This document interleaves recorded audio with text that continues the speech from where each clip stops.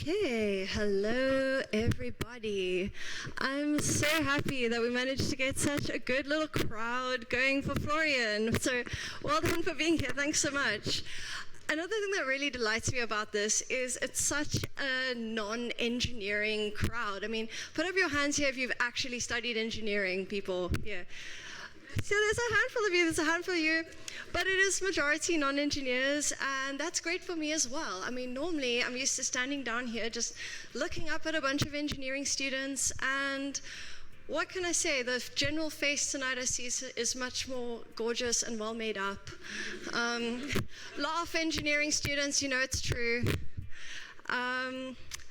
But yeah, this is just such a special collision of worlds for me as well. Between those of you who know me from somewhere in this place as Dr. Shield, and those of you who know me from out on the dance floor as Stacey, or maybe you don't know my name, you just know me as that weird chick with the trippy ball thing. If I haven't met you yet, I do answer to all of those. And yeah, sorry. This is the mic back. This is who I am in my day-to-day life. I'm a lecturer here and a researcher, and it's my absolute pleasure to welcome you here to the Electrical Engineering Department at the University of Cape Town. So what exactly is it that we are doing here? Let me actually just put this. It says that it's on. Okay, now it's on. Okay. Welcome to my lectures. There's always at least a little bit of an AV kerfuffle, and there's always me realizing that I have nothing useful to clip my mic onto. So we'll see if it will stick to the bottom of my top. I think it will. Okay, we're good. Yay, I can swish around now. I can swish away. So yeah, back to it.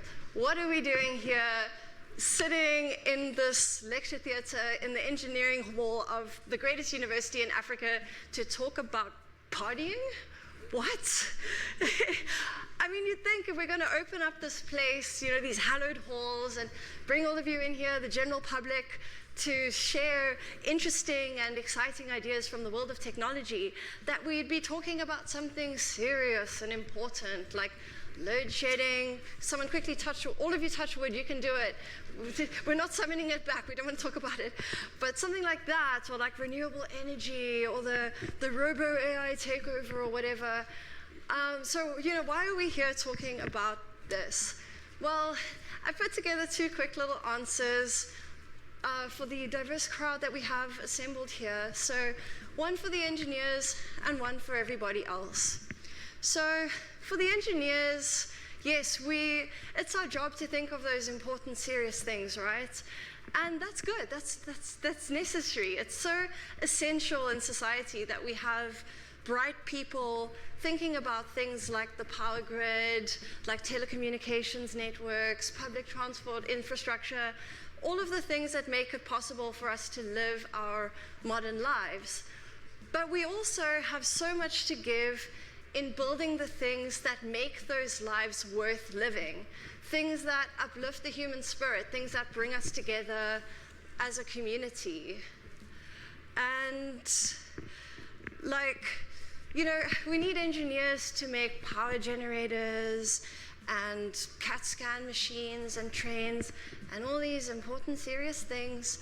But don't forget, it's also engineers that build cathedrals and roller coasters and big red speakers and laser light shows and all these things we love. Let's hear it for engineers. Yeah, trust me. They had to go through a lot of suffering, some of it at my hands, to be able to do that. So we're glad they did it. But we might think, you know, isn't it a frivolous use of our time? Isn't it just a distraction from those important things to be doing stuff like that? But the idea that I really want to sell here today is that we can contribute so much more, we can be so much more innovative when we allow our minds to wander outside of this little box of the things that we consider useful or, God forbid, commercially valuable. You know, like, let's remember, the same guy that, painted the Mona Lisa is also potentially like the guy that invented the helicopter, right? And it's important for us to nurture, both of those sides of ourselves. I can really, speak about this from my own life as well. So for the last 10 years, I've been fortunate enough to spend my time mostly across the way over there in the African Robotics Unit lab, working with the team that is building the first homegrown legged robots in Africa. This guy over here, Alex, he made the first bipedal robot in Africa. Sorry to put you on the spot. But, we can talk about mining, and we can talk about, uneven terrain applications and search and rescue and all these little niche areas where legged robots are genuinely useful. But that's missing the point a little bit. Because if I'm really honest, we don't build legged robots because they're useful. We build them because they're cool. And we build them because we look out there at all the magnificent wildlife around us, especially down here in Africa, and we see amazing creatures that are running and crawling and climbing. And we go, how the hell do they do that? We just want to know, And this is the best part. Like, having worked on this very curiosity-driven project for so long, I've seen it grow and spin off all these side projects, and then real magic starts to happen. We wanted to understand how the cheetah moves so we could learn how to make a robot move like it. This led us to wanting to capture the cheetah's motion in the wild.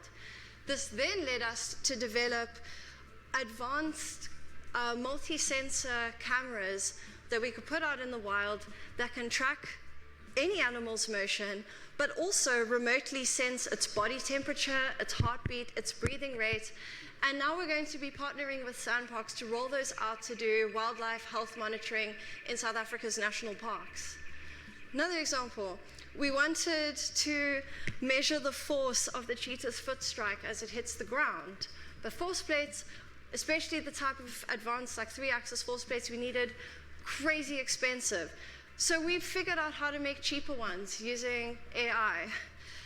And now, because of that, we can roll those out into clinics across the country to make advanced physiotherapy and rehabilitative healthcare more accessible to poor and rural communities. Yes, clap. My students are awesome. I didn't do any of this, it's all them. So these are the kinds of things that you can do if you start doing work that is motivated by curiosity and creativity rather than just commerce. So engineers, that's what I want you to take from this. For everybody else, what I'm hoping you'll get from this is a sense that you're more of an engineer than you think you are. The society that we're unfortunate enough to be living in is so good at pushing us into these little boxes and telling us that we have no value beyond what we do with our day job, what we do to earn a living, or that we know nothing beyond what it says on the piece of paper that we got from some school somewhere, maybe even this one, And that's just so wrong. I mean, we all are beautiful, multi-talented, multifaceted beings with so much more to offer than just one thing. And engineers, that goes for you as well. You are more an artist than you think you are if you are an engineer. Again, I can speak from my own experience. For the longest time, I felt like all these different sides of myself were pulling in different directions. My job title and my degree says I'm an engineer, but I'm a dancer over there, I'm an artist over here. And it was actually only at a party, specifically Earth Dance last year, crazy weather disaster, standing on a steep hill in the pouring rain, just trying not to drop someone else's crystal ball, that I realized these are all the same thing. It's just feedback control. It's just my locomotion is robotic locomotion. So now when I come to you and I say I'm Dr. Stacey Shield, locomotion expert, I recognize that expertise, yes, a lot of it does come from sitting in these seats over here, looking at these boards and taking in a dynamics lecture or the content of my PhD. But so much of that expertise is also just being out in the wild, shaking my ass with the beer on my head on the dance floor, you know? And look at Florian. By nurturing both his scientific and his artistic passions, he's able to create things that are so much more than just a sum of those two parts. And that really goes for all of us over here. We all have that capacity in us. And for me, right here, right now, it's more important than it has ever been for us to recognize our capabilities as engineers, as artists, as just creators of things. So this is where I need to get just a little bit serious. So we are burning this planet at the altar of shareholder value. We are looting finite resources in pursuit of infinite growth and transforming it via slave labor in some other country where you can't even see it happening into stupid garbage for the benefit of nobody except for a little tiny handful of ultra-rich parasites who already have more money than they will ever be able to spend in 1,000 lifetimes. And we need to stop doing that. We need to stop feeding the machine, and we need to just, create things ourselves, care for the things that we have, reuse things, recycle things, use that skill set to stop feeding into that, or everything that we love, everything that's beautiful, that's green, that grows, our communities, all of this is going to be destroyed by that. It starts with us taking matters into our own hands. And I guarantee every single person sitting here, you can do that. You can make something for yourself that is better than anything that you can buy on Temu. And now you're probably thinking, no, Stacey, you don't know me. I do not have the talent. I do not have the time. But that's fine, because trust me, somebody else in this room sure does. And they would love to have your custom. Let me just prove this to you. Every single thing, this fabulous outfit you see before you, is something that I bought that was made right here in Cape Town, or bought from a small business right here in Cape Town. And let's just do the head to toe. Let's just do that. So this crown, these earrings, Ricardo from Makemba, they're out in Cormacky. This beautiful necklace over here with the Labradorite, this one down here, that is Antoinette of Autumn Essence Creations. This one over here, this is Wendy of Kamala Creations. This majestic cape, where is she? Larissa, Madame Butterpuss herself. Here she is. If you're sitting here and you're like, I've been in Cape Town my whole life, but where do I get the cape? This woman over there. This dress, Michael Bird, Machiko London. Guys, my mom knitted this beautiful jersey. Let's hear it for Stacey's mom. She's got it going on, everybody. All the way down to these fabulous shoes. Jess, that shoe lady. And let's not forget these beautiful pixel whips you see on the table, and any of the fun light toys and fire toys you're going to see here tonight. Duncan over there, Flow DNA. Don't forget, if you want to order them, my affiliate code is RaveRobots. You will get a discount and I will get store credit. Thank you very much. So yes, all of us together, you know, even if you don't have the time to, trust me, I have tried to be good at everything. I got pretty close, but there's still some blind spots. But all of us together, we can just make this beautiful hive mind and be all of the things we need. I'm lucky enough that I can pay for all of this beautiful stuff because I do this for a living, but I also live like a student in a commune and observatory. But if that's not you, that's fine, because money is far from the only thing of value that you have to offer.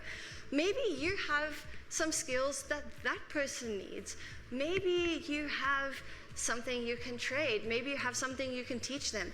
Maybe you can even just offer your time to their project, cook them a meal, help them with what they're trying to do and just form these beautiful symbiotic little reciprocal relationships. So that's what we're going to do. We're going to listen to Florian talk, then we're going to take a walk down there to the abandoned zoo. We're going to take my party box, it's there, nice big speaker. We're going to have a little party, and while you're there, I want you to take a look out and see somebody you've never spoken to before. And our engineers, I know this is hard, but here's the secret. You go up to them and you compliment them. And no bullshit. And I mean, you're all beautiful. You're all nicely put together. So it's not hard to find something sincere to say, I see what you're doing there. Just give them a nice little heartfelt compliment and get to talking. It's the beginning of the year. It's the perfect time to make a new friend, find a new collaborator, find that co-pilot in making your dreams a reality. So that's going to be our evening. Let's just all get together and make the world just a little bit better starting tonight. But first, let's hear from our Renaissance man of the moment. Florian, take it away.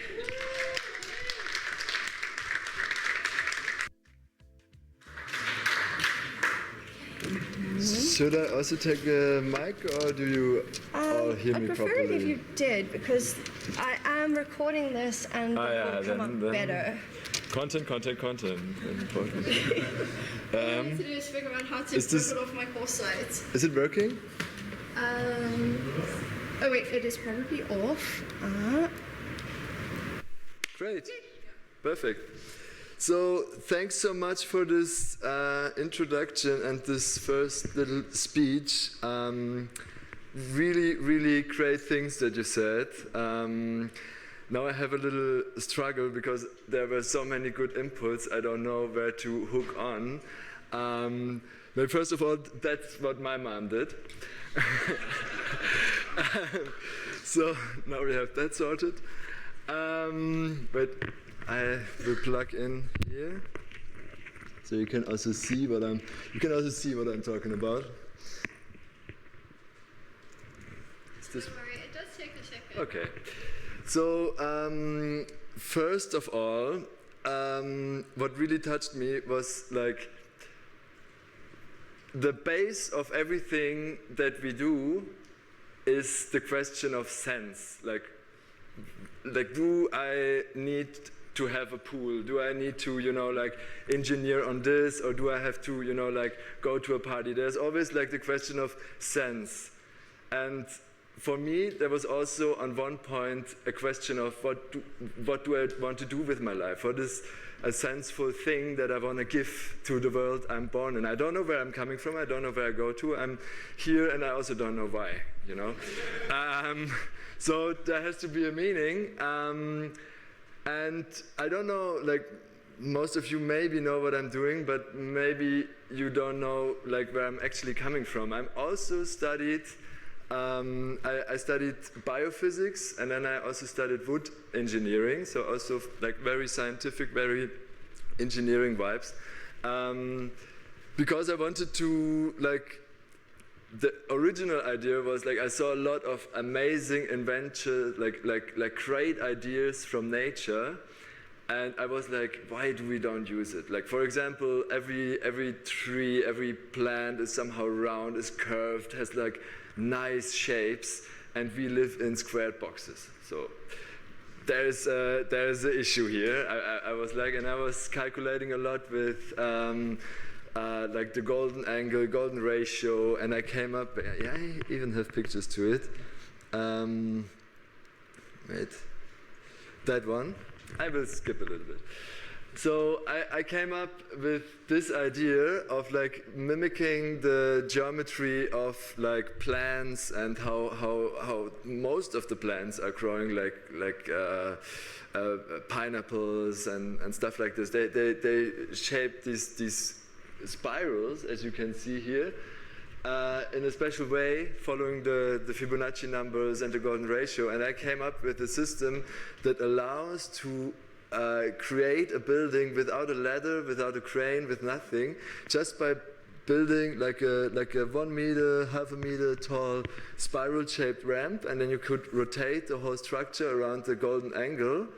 And with every rotation, obviously, it got a little bit bigger, but like this project, that you can see the whole tower in this building, but it was like, I think almost 20-meter high, and we were not using any crane or something. It was just like with muscle force to rotate it. And the cool thing, what happened there, was an idea of magic that I was like never, like I really missed that part in my life. And I was like, when I felt that, I was like, I want that more people feel this. I want to carry this out to the world. And I see many faces that I also saw on our festival Beyond, and that was actually, now I'm at the point where I'm like, okay, now I did so many projects, now we can really carry it out to a lot of people, to a huge crowd, to have this feeling of like self-fulfillment, like a vibe of like, you can be free, it's okay how and who you are, and we have a community. Because what happened here, you see it on this picture already. I was in India. That was actually my first tower. My parents asked me, what do you want for birthday? And I was like, I need 500 meters of wood. Then they were like, anyways, this is how it started. Then a club in Berlin actually asked me to make a replicate for the outdoor area. And I went to Portugal up there, and I made the same thing with tensegrity, like strings are holding it. It's also possible, super cool idea. And then in India, that was insane. We didn't have money, we didn't have the people, we just had one community that was like, hey, we need a tower, we want to have a monument for our community. And I was just like pitching them the idea. I was just like, we were sitting there and we were like, okay, let's just try it. And we asked all the people, I knew a few people in Europe, they were like really like crowdfunding it, that we could get a few bamboo bars. And then this beautiful community appeared, and they were like really for, I think, 2.5 months every day, from morning to evening, we were building this thing. And it was at one point not about the tower anymore, it was about us creating something. It was in Auroville. We actually even got like quite an issue, because like Auroville is like this eco-village. There are 100 different villages living together, and also a huge architectural crowd. At one point they were like, okay, we want to create the biggest monument there, and they were like a little bit like, oh. So we had to go a few steps back, and it was like a crazy situation. But also with this huge community, and I saw myself in between, like small, my community, huge community. It's a very interesting thing to think in, like, and then you think more about like, what do we as a society actually want, and how societies work. This is also a big part. I will show you more projects where I'm like going deeper into it.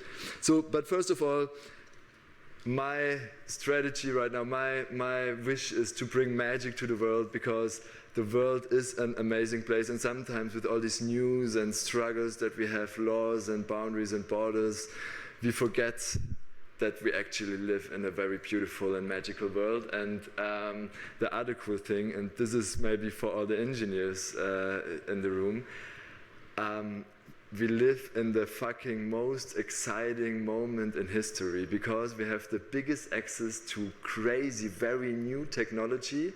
We don't need to, like 20 years back, maybe you still needed to sit down, write a code for your stuff. Now you can just like open source, free, download it, install it, bam, play it. You don't need to work around. You can just like very, very easy put your creative energy into something that like very, very fast works in the end. Like I think people, like I had another speech a month ago with mere names. Anyways, the guy who made this like huge butterfly on Burning Man, and he invented like 20, 30 years back a code how to program LEDs, and now I'm just like, I don't need to program anything. I'm like, it's very, very easy today, and that's another thing why festivals and events nowadays are so overwhelming, because we can very easily create this magic, and that's a very, very important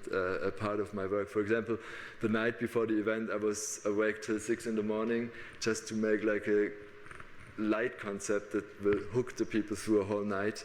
So we can do a lot with this. So for all who maybe never saw something that I did, this is what I'm spending my free time with.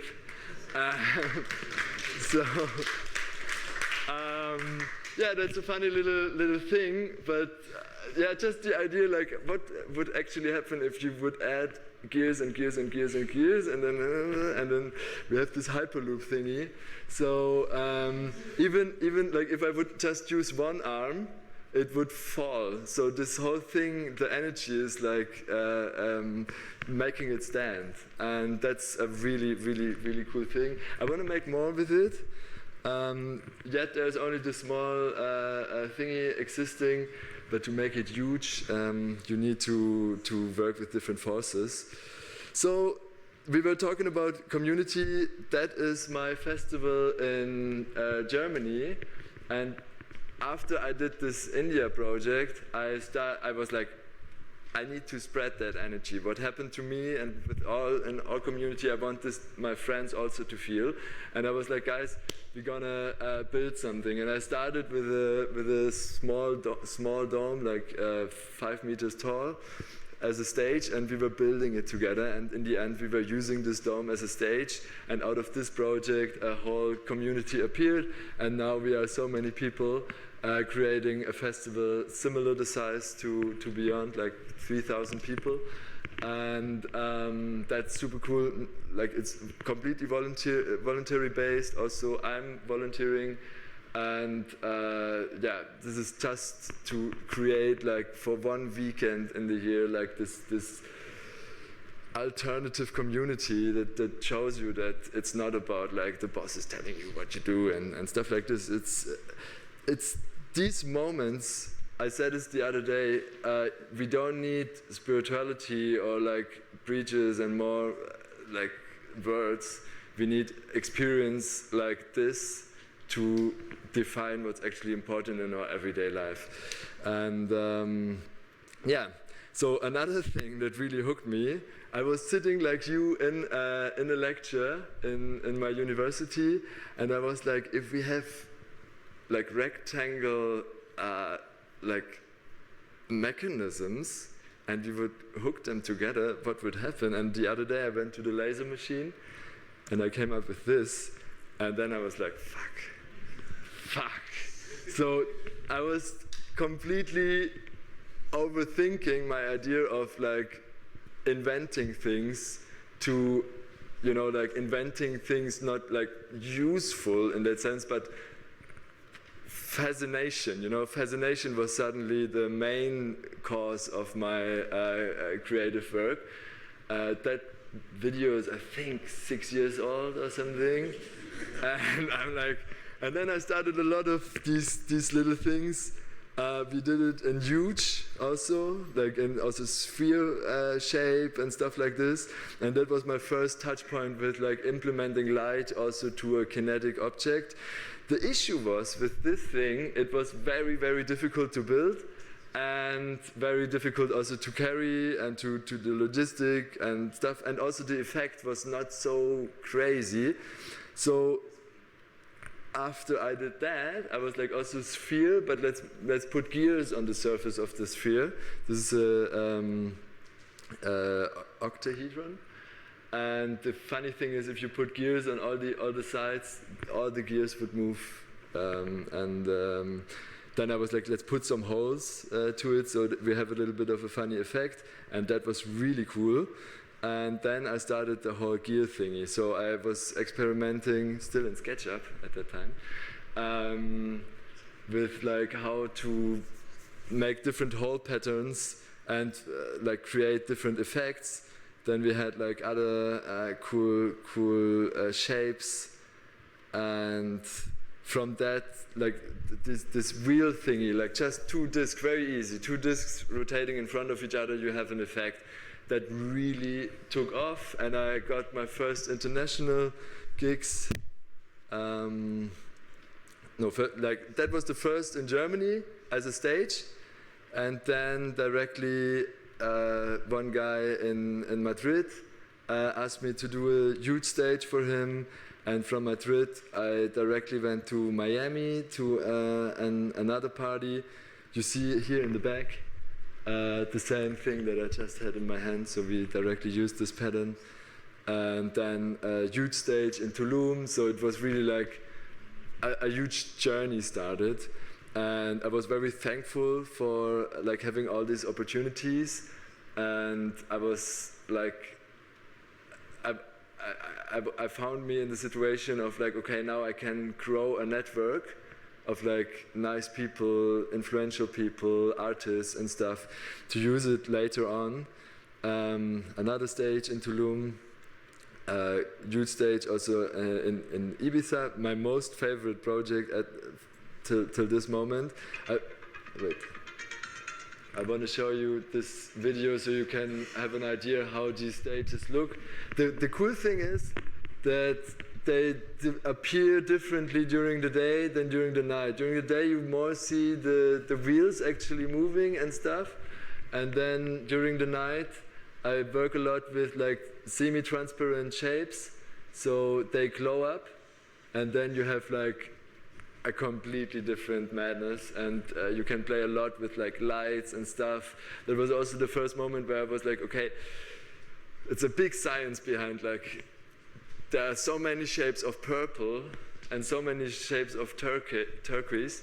You can't mix all of them.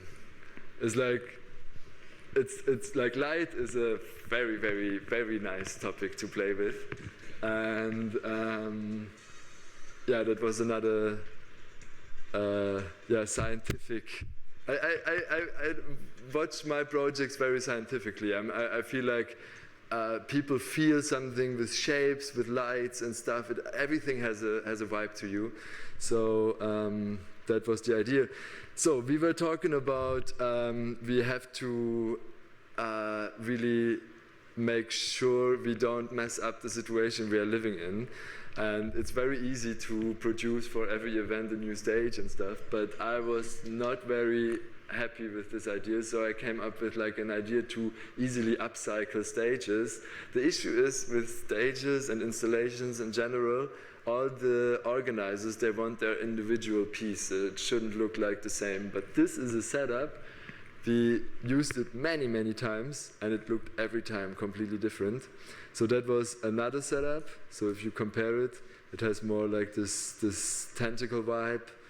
Then here more like a space, no, like a how's it called this?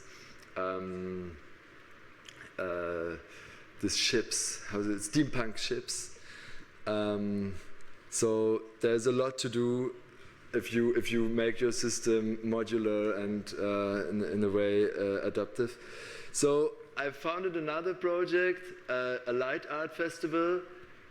The idea was to connect kinetic, motorized objects that tell a story in combination with sound and light.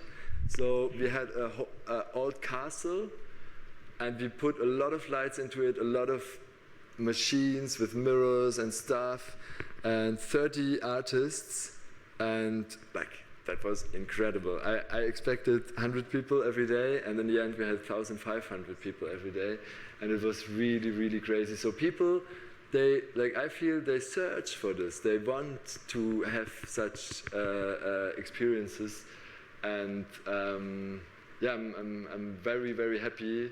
Like my biggest compliment or my biggest moment when I like, I don't need someone to tell me, yeah, this is cool, but if I see someone standing in front of it, that's the best. And yeah, like we did a lot of these like kinetic objects. I think I have a video also.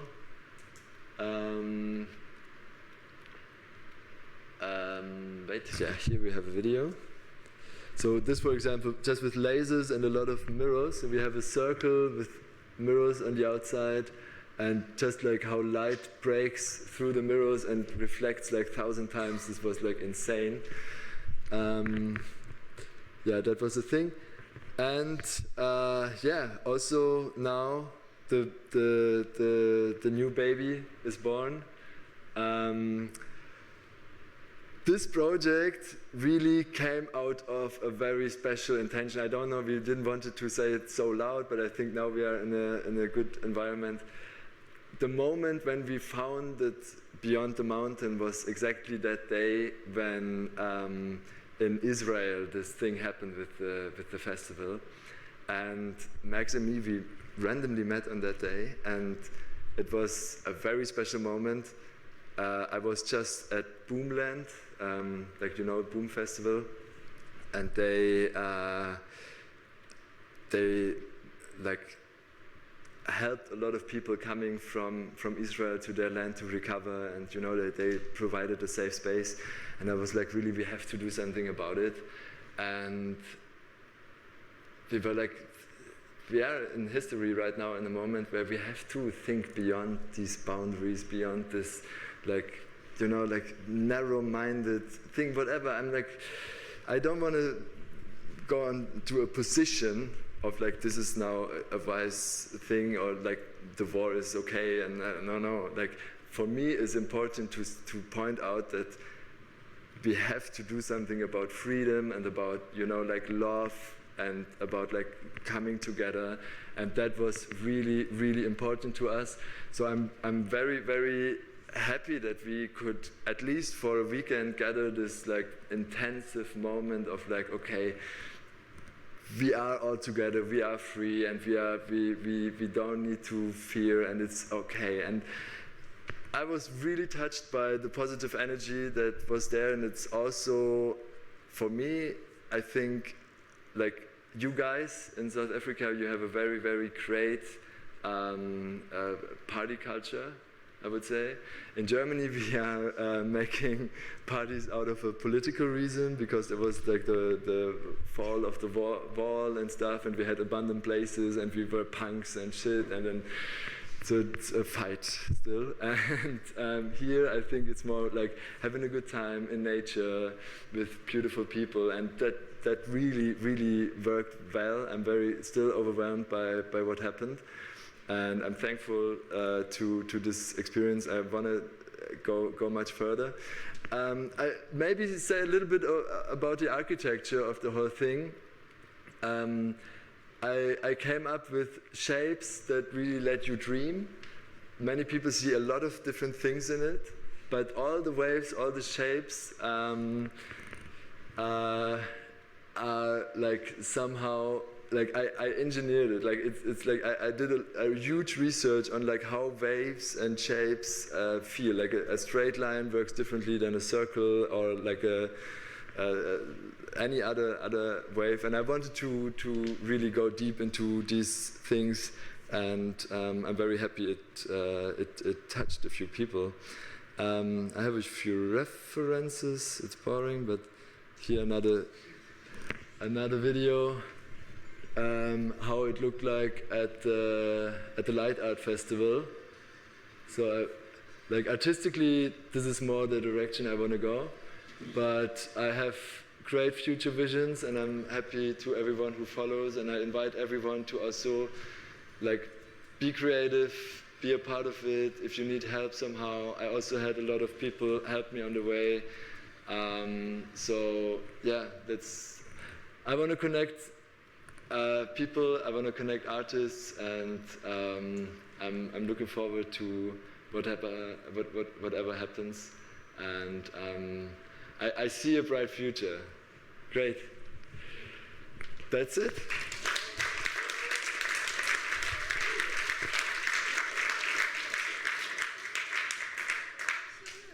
Great. If you want, we can ask questions, we can open a open conversation, or we can have it outside, however you feel. I think maybe we can do a couple minutes of like formal questions, and then we can take it outside. So let's see, it is now 7:20, so maybe we see where we get to by about 5 past.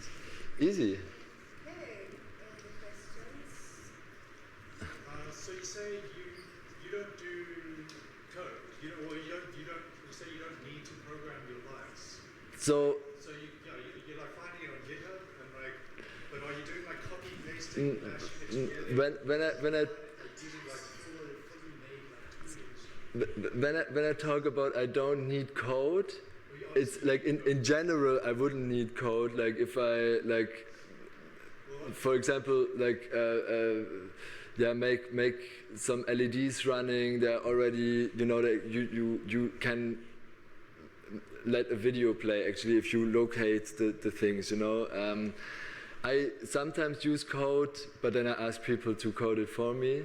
But in general, for example, we had this, like, if you have like a lot of LEDs in your piece, in your stage, you can make a picture of it, draw lines where the LEDs are, tell it, like, it's not that you have to make a code, you can make it on a surface.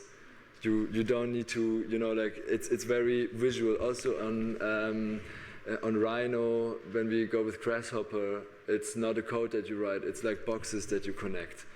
And I think these little tools, and now with AI, we can just like code me this.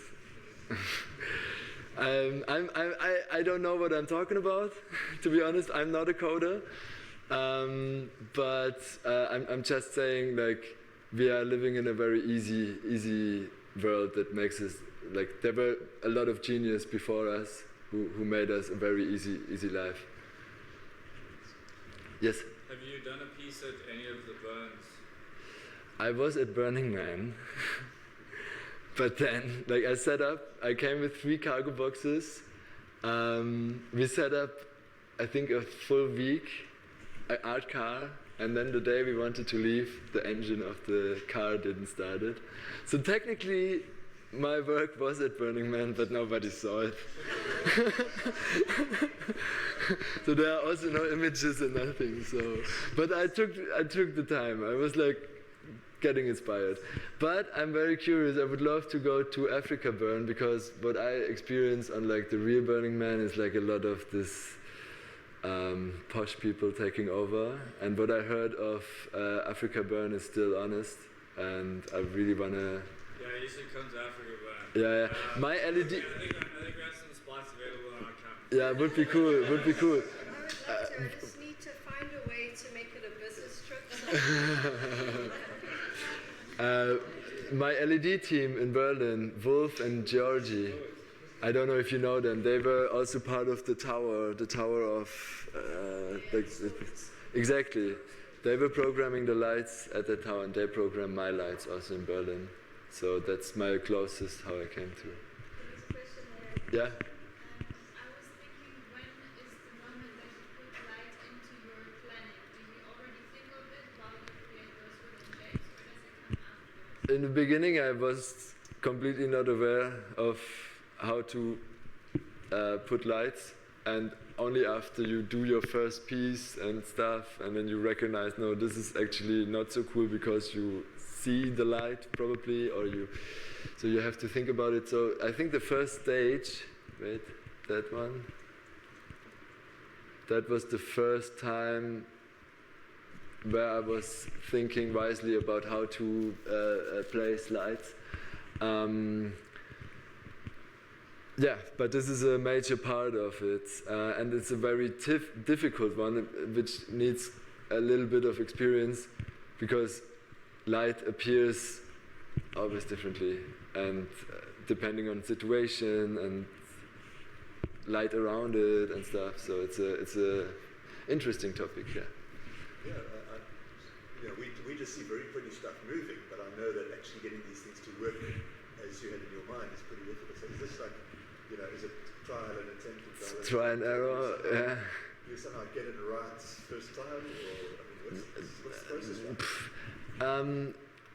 In the beginning, I was doing a lot of modules before I did the major piece, but now, as I have quite a good experience, I'm more like confident to directly produce it in big.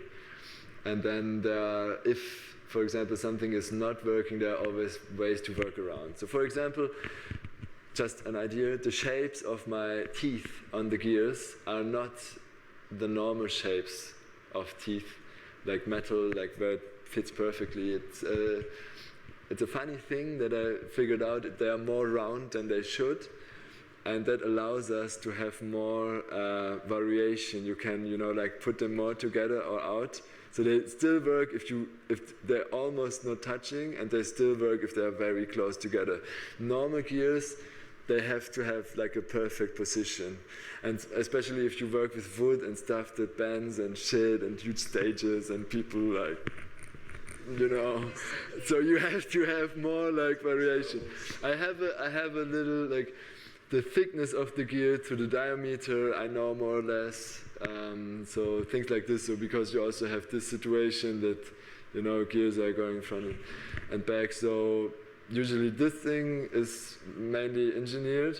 For example, it was at Beyond, that was the first time that I was creating a gear with the jigsaw, because one of the wheels that would turn, that was connected to the motor, there was a mistake in the file. I don't know how it happened, but somehow it was blocking, and I was like, shit, we need to change it. So I was like taking the wheel, redraw it, made an offset, and cut it by myself. So that was, and it worked. So, yeah. That first thing you built, the 500 meters of wood from your parents, where did that go? To more generally ask, how did it take off from the first fashion project to being the full-time? The funny thing was with this project, first of all, I was living in an abandoned place at the edge of the forest. That was how my first study. I started to study. I came from India. I didn't want to have a usual flat. I wanted to have something more nature-based, not a standard. I was just like, and I found this little place, 300 square meter. I paid €7 per month. It was really crazy. I took the power from the neighbor. I took the water from the spring. And then I had a perfect land with a little workshop, and obviously people were curious. And one of my colleagues in my studies, he was like, hey, this is amazing. And he spent a lot of time with me, and he was actually a coder, and he made a code to make this happen. Actually, I was already calculating on paper, but he was like, okay, now you can even make donuts with it and stuff. And he was very good in filming and stuff, and he made a time lapse and an after movie, and that went viral on YouTube at that time. And that's how this club in Berlin came to know me.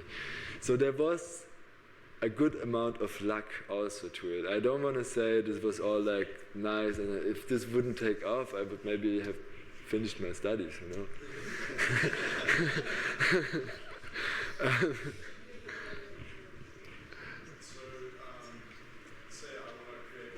Yeah. What's the easiest way I can make the shittiest version of this? What really helped me is a makerspace, basically. I found a good makerspace, or however they called, Happy Lab, I don't know. Mine is called Motion Lab.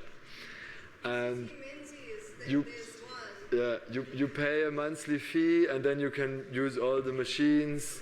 I started with the laser cutter, because laser cutter is very easy. A bit more difficult maybe is a 3D printer, and the Champions League is the CNC machine, but also this is just the laser cutter with a drill bit. And in the end, you just need to be able to make drawings and have someone providing you the machine.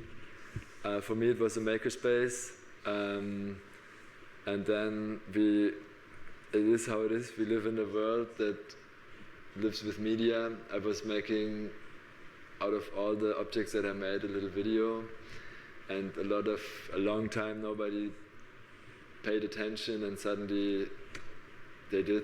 So there's, I think, no menu to it, but like a master idea. But I think just do it and stay fascinated. Before we get to Alex's question, I have kind of a tie-in question. Have you ever thought about either making a couple of tutorials on Instagram or something like that, or especially putting out maybe STL files or vector code or whatever, vector files? Because with the laser cutter, it just works with CorelDRAW, you can just print it. So have you ever thought about just almost making like a little starter pack for kinetic art for people who want to get into it. So my philosophy is I will never make like how's it called, like a copyright or something. Everything, a good idea is only a good idea if it's available. I didn't put things online yet because like there's already like Chinese companies who are like copying shit and stuff. It's like a bit, you know, but ever who asks me, like if you guys ask me, hey, can you help me with this? Can you, like there's for example one guy who's like also making this with the rings and stuff, and you know, like, and he asked me, can I have a few files? Definitely, to make more art and beauty. I'm open to share ideas and things. I also did a workshop once online, but it's a hustle sometimes. Yeah. Yeah. Well, that's great, because that gives me ideas for how to trouble you for further engineering student related stuff. Sure. Great. Yeah, so you know, you kind of got to more extravagant and like complicated stages. You know, to try and realize that, you know, what was that process like? So imagining like someone, whether it's you or someone else, hey, we've got this rough idea. To what extent do you like try pre-plan with like the lighting and where the shapes will fit versus when you're actually assembling, changing the lighting, you know, getting the effects you want? Like, it seems like such a complicated thing to just draw on a piece of paper. Yes, and it's also very complicated to put in a program how lights will react to the special fabric that you have, to the conditions and stuff. There is a plan. Every time I plan a stage, we have obviously a substructure, like a scaffolding or something. We have attachment surface, like a wooden structure that we attach to the structure and shit. So during that planning, there's also at one moment, the light engineer pops in and says, where do I have to put my lights? How many lights do we need? So there's a special meeting on that. And we're gonna put in the drawing with the light technician who tells me, yeah, my light is so many lumen and this and that, and we put it. And usually, once they put it, the night before the event, for example, this time, we put all the lights on different places. Because we see certain things that we didn't thought, like the scaffolding is slightly different than we were planning with. So you have to have the freedom to change on the fly. Yeah. So, was this the answer? Yeah, you mostly got it. Okay. I have a question. I wanted to know, when you like design the stage, right? Yeah. How much input are you getting from the client in terms of like this is like looking more like eyes or whatever to me? Yeah. How much input comes from the client and how much are you like, no, I have this wrong? It really, really depends. Like for Beyond, I was completely free. I mean, who should tell me? But some clients are very, very specific, and that's also sometimes very like it's not the best results that we get if people are very like, no, make me this and make me that and stuff. But it can be also very, very pushing. For example, that stage was obviously I came up with this, but we took, you see the centerpiece. You see here in the center, and the front, the DJ booth is also in the front, but then these towers and everything, the client was very specific how he wants it and overall shape, and also the top piece, but then like I was like arranging everything, and the result was amazing, you know, it's like it was very, very good. So sometimes it cannot even push you, if they say this client was like for the first 3 drawings, no. And then you push it further because you want that job, and then it happens. This was completely without inspiration. This was partly inspiration and a good idea of what they had, but yeah, it depends. That was also completely free. Nobody asked me to do anything. Yeah.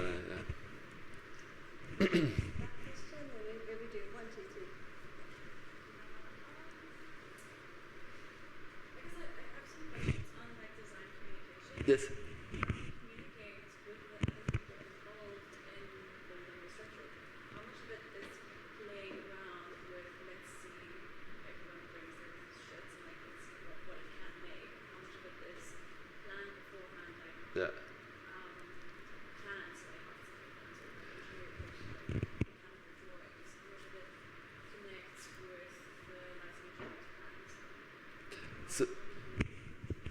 So like what I do first, like there are two ways to start.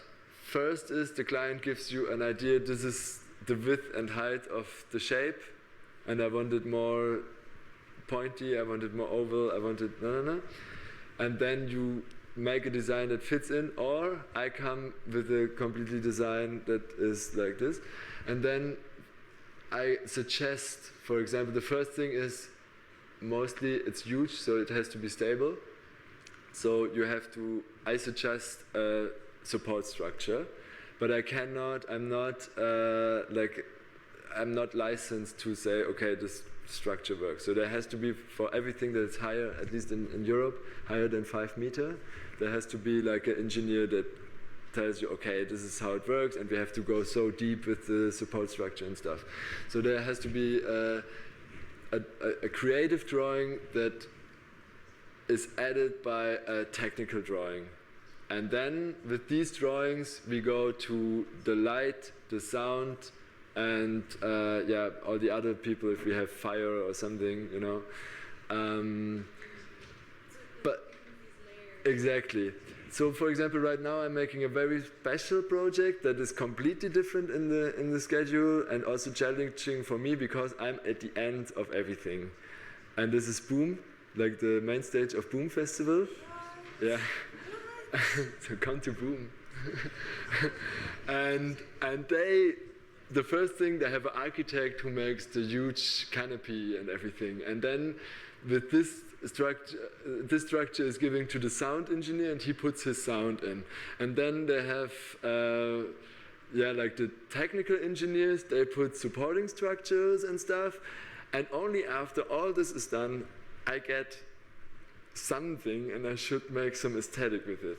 So it's a bit of a, I mean, it's a crazy challenge because the creative, like the frame is not coming from me, but coming from all the other people, and I now have to squeeze my art in, which is also a very, very cool thing to do because it's like a given shape, and it's a cool shape to make something interesting. But it's a different way of a challenge. So and communication is the biggest thing. It's like communication. Half of my work is politics. Yeah.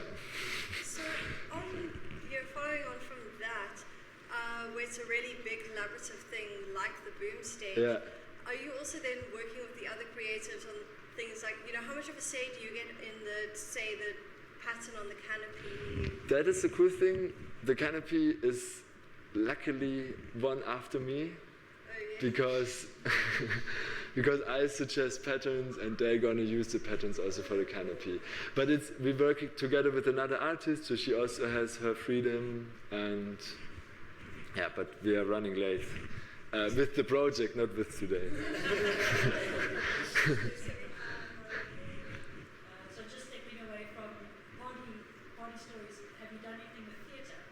And if not, do you see a place in theatre for you? I would love to. Theater is like actually the other huge thing to create vibes and emotions, and not only about like happy emotions and all the emotions. So this is a very, very interesting thing. My mom, for example, she was in the theater clothing. That's why we have this thing. So there's a slight background, but yet I didn't do anything for theater, sadly. But I'm open to it.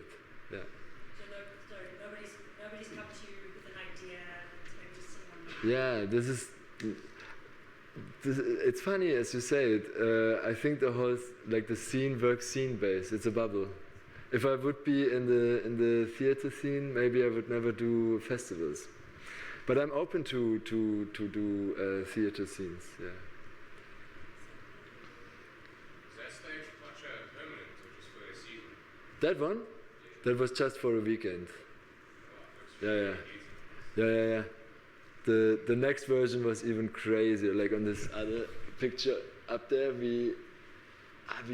why didn't put a picture with fire? We had like huge fire cannons on the top and shit. It was insane. Yeah. So, sorry, how long does it take you to build a stage, and how long does it take you to break it down? That is depends on the team. Beyond was 4 days to set it up and 1 day to set it down, 2 stages. But it was also because we had a fucking amazing team. And this was done only with volunteers, people who just wanted to have a good time, and we took 2 weeks to set it up. And I think 3-4 days to set it down. When you were talking about this one, it was so nice that you got to be able to upcycle it so you could reuse it, but obviously not every stage is so lucky enough to get this afterlife. So I'm just wondering, what is kind of the afterlife of a typical festival stage? Is this something that can be repurposed, say, into public art, or? Like what they always tell me, we put it in a container for later. And I'm just curious what happens with the containers. I'm so sad. I honestly really do. For the longest time I've been wanting to try to scavenge. Yeah, for example, this stage here, wait. This is in a container. And this year, even this was 2 years back, this year another client wanted to buy it. Yeah. So it should exist still. So I don't know. That's so sad. But but it was also standing for I think 6 or 8 weeks for a couple of parties. So, but yeah, it's not cool to throw it, and it's still good. So if you had to say, email the people who organize a festival and say, hey, you have this thing lying around, can I take it off your hands? Does that sound like a useful service to them, do you think? I mean, I'm thinking about, like, my living room. Yes. Yeah. I'm not going to say no. But also, I honestly feel like the African robotics unit doesn't look enough like the sci-fi concept. Yeah. Merlin had some really nice pictures that I could. I mean, I know how to work a laser cut, I could just do it myself, but who has the time? Yeah. I think some would be open, but some, like the scene is sadly hooked with a lot of like, it's mine and it's my unique style and stuff. So that's what I also want to overcome. This is what I also like. Other festivals were asking us, hey, can we put a poster here? And I was like, obviously we are a huge community. We have to support each other. It's like so nice that you unique style, but it's like who's seeing it? It's in a container. Yeah. One last question, super quick. I'm curious to know, is this even financially viable? Where do you get sponsored? Do the events pay you? Are you self-funded? And that's why, I have to do these parties on Ibiza.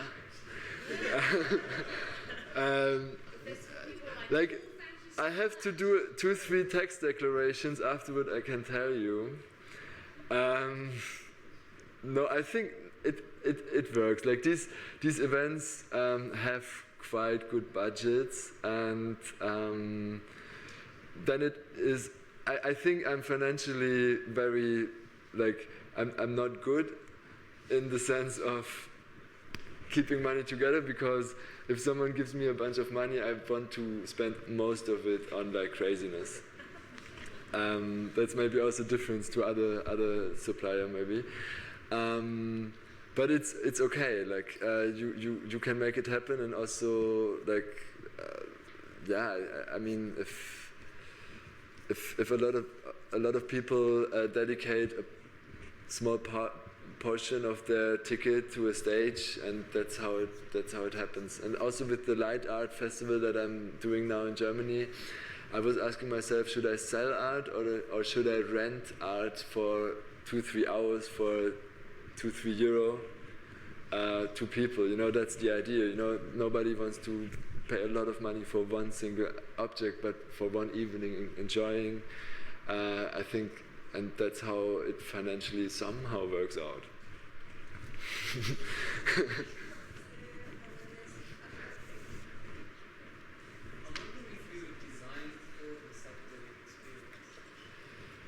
So. No, this actually reminds me. So one of the questions I was kind of saving if nobody asked it.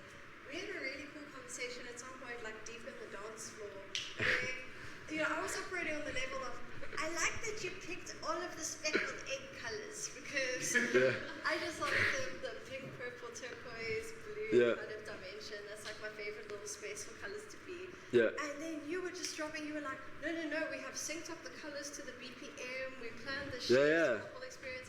So So the issue is with, like, we have two very important senses, and that's the eyes and the ears. And if we want to create a vibe, these are the two major senses that we have to speak with. And the funny thing is, light and sound works with frequencies. And I think they just enter to our mind through different sources, through different ways, but in the end it's all frequencies, and that's why I'm also very interested in like waves. And if you see my kinetic shapes, they also create like waves and ups and downs, and you know, like front and back and stuff like this. And I think for me, like this stage, for example, was a deep house event. You know, for me, all the musics are carrying some message. The most intensive is probably the Psy, because everything is allowed and it's the most free way. But for me, the importance is to have the kinetic part in the center, and then I just draw around it whatever needs to happen to create a certain vibe. And that's what happened in many different ways now. If it's the more spiritual, the more housey beach vibes, the, like, I don't know, end world vibe, or the psychedelic that you saw on the weekend. So, and yeah, it's waves. Yeah, no worries.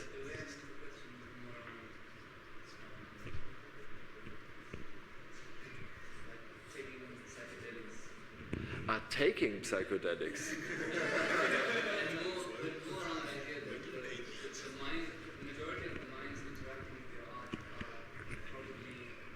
So,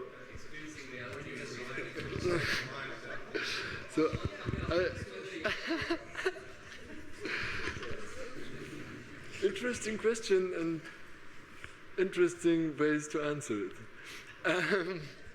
So I strongly believe there are substances that show you the reality out of a different perspective. The funny thing is, reality is always the same, but some situations, it can be music, it can be a coffee, it can be garlic, and it can be maybe a psychedelic drug, show you reality from a different perspective. It's still the same, but it shows you maybe more the code on which it's written, more depth and stuff, and that can help you to, you know, maybe understand the whole thing deeper, and also allow you to visualize maybe more shapes. And this is all what I read in books. I have no idea what I'm talking about. Yeah, no, it's definitely an influence. If this answers the question. So to the papers you said you were reading about the effect that different shapes have on mood and things like that. Yeah. I'd love to read more about that when it's time to sink into the more technical.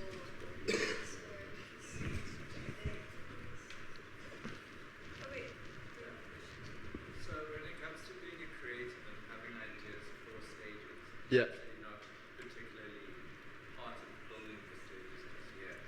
I've helped my friend work for you into the mountain for the main visuals for the stage. Alistair? Yeah. Yeah. I've helped him doing like drawings which he then projects into like Yeah. projects from there. But like I also have ideas for potential builds in the future. Are there any like online spaces or hubs or communities where I can share ideas Definitely. get looked at? You ask specifically for Beyond? Just in general. Like if you have an idea for a stage or something. Yeah. No, I'm very open to let's say work with creatives together, also on the visuals and stuff like this. If you want, you can also like get my contact. We exchange ideas, and that is also one thing. Like the visuals with a stage that is made by CNC. Like all my work is made by CNC, so we mill it out basically. So you need a file for it, and with the file it makes it very easy for the visual artist to go mad on it, and that's what Alistair did. And yeah, so basically my work with Alistair together, I sent him just a little bit of influence, like some inspiration, some stuff that I wanted to look like, and the file of the stage, and he did like madness. But I was sort of more asking if like an individual has an idea to build a stage and of their own ideas. Yeah. It's a stage is like a big project. Like how do you get? Yeah, how do you get from like ground zero idea? Stage. I mean, for me, like I don't know. Like I think there are many ways to reach to that point to make a stage. I think, first of all, it's about like the abilities. That means either like access to machines and stuff, and maybe a small team.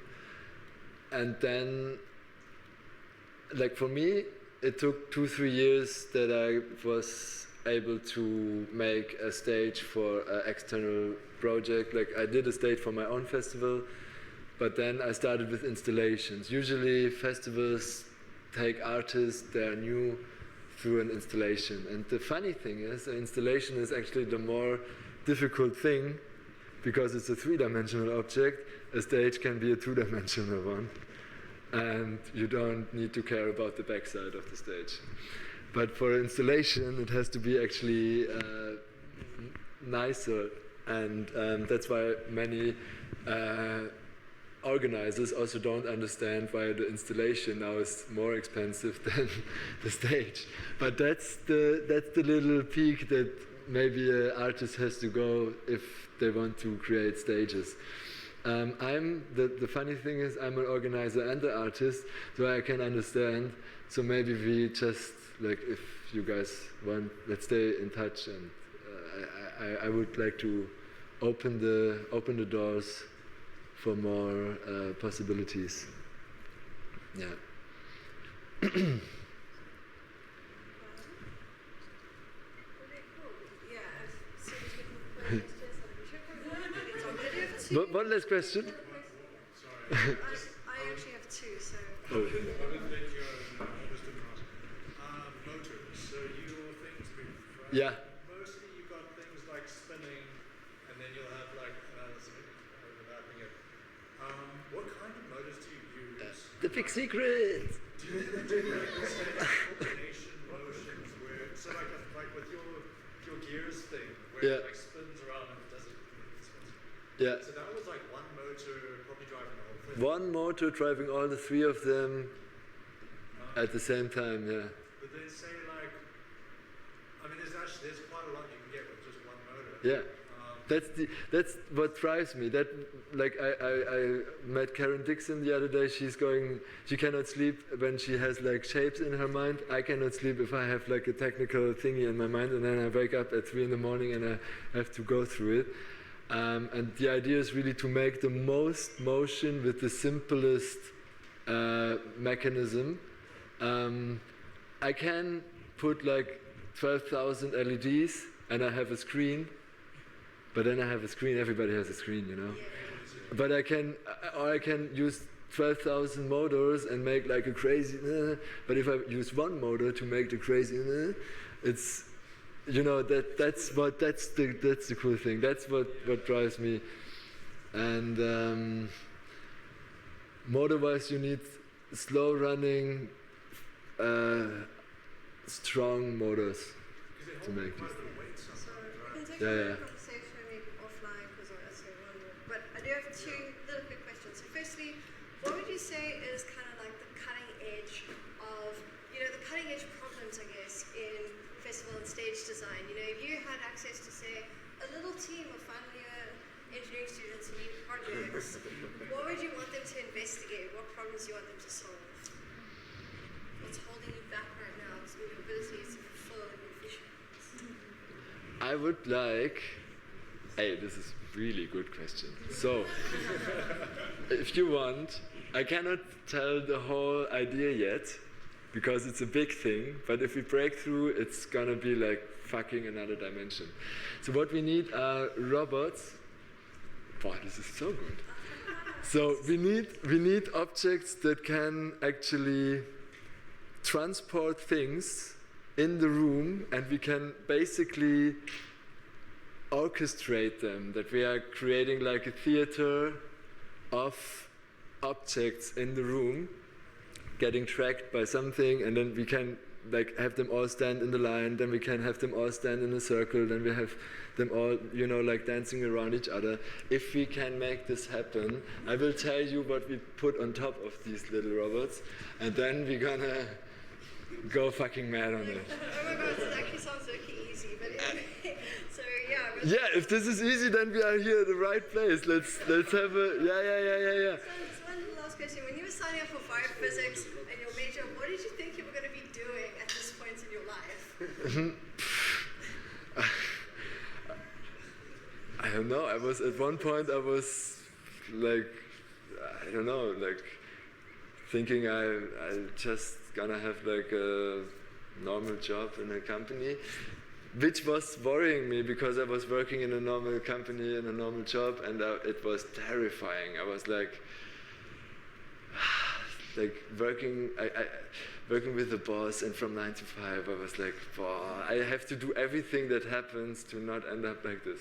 So this is, some people enjoy it. I don't want to say this is something bad. This is like, it's, for me it was not a thing. So I was like pushed to end up somewhere else. Isn't it great how we just find our place along the way sometimes? Yeah. You need to find your plan when you just have beautiful serendipity and strange Yeah. connections. Yeah, thanks so much, Florian. Yeah, thank you.